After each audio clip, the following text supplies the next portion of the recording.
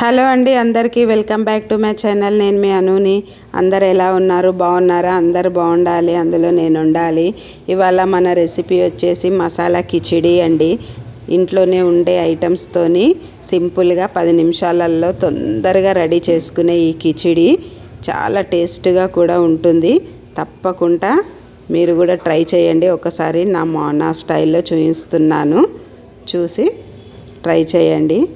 దానికి కావాల్సిన పదార్థాలు: ఆయిల్, అల్లం వెల్లిగడ్డ, పసుపు, ఉప్పు, కారం, ధనియాల పౌడర్, గరం మసాలా, ఆనియన్స్, ఆవాల జీలకర్ర, కొత్తిమీర, టమాటో, పెసరపప్పు, కందిపప్పు, ఎర్రపప్పు. మీరు ఏ పప్పులు కావాలంటే ఆ పప్పులు తీసుకోవచ్చు. ఈ పప్పులన్నిటిని కొన్ని వేసుకోవాలి. మీకు ఎంత అయితే కావాలనుకుంటే అంత. ఒక గ్లాస్ రైస్ వేసుకున్న కొన్ని పప్పులు వేసుకొని అంతా మిక్స్ చేసేసుకొని వాటర్ వేసి కడిగి కొంచెం నానబెట్టడానికి పక్కకు పెట్టాను. స్టవ్ ఆన్ చేసుకొని కుక్కర్లో చేస్తున్నామండి. కుక్కర్ పెట్టుకోవాలి. కుక్కర్ వేడయ్యాక ఆయిల్ వేసుకుందాము. ఆయిల్ వేడయింది. ఆవాల జీలకర్ర వేసుకుందాము. ఆవాల జీలకర్ర చిటపట అన్నాక ఆనియన్స్ వేసుకోవాలి. ఒకసారి మిక్స్ చేసుకుందాం. ఆనియన్స్ వేసి ఆనియన్స్ బ్రౌన్ కలర్ అయ్యాక కొంచెం అల్లం వెల్లిగడ్డ వేసుకుందాము. అందులో 2-3 పచ్చిమిరపకాయలు కూడా వేసుకుందాము. దాంట్లోనే టమాటాలు వేసుకోవాలి. అన్నీ వేసుకొని మిక్స్ చేసుకుందాము. టమాటా కొంచెం మగ్గాలి. టమాటా మగ్గింది. కొంచెం పసుపు వేసుకుందాము.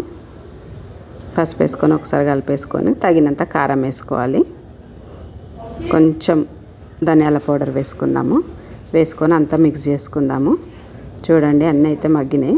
మనం కడిగి పెట్టుకున్న పప్పు రైస్ ఉంది కదా, అది అందులో వేసుకొని అల్కగా ఒకసారి తిప్పుకోవాలి. అంతానైతే మంచిగా మిక్స్ చేసుకుందాము మసాలాలన్నీ. ఫైనల్గా కొంచెం అంతా కొత్తిమీర వేసుకుందాము. అంతా కలిపేసుకొని కొంచెం గరం మసాలా వేసుకోవాలి లాస్ట్కి. మనం ఇంట్లో రెడీ చేసుకున్న గరం మసాలా.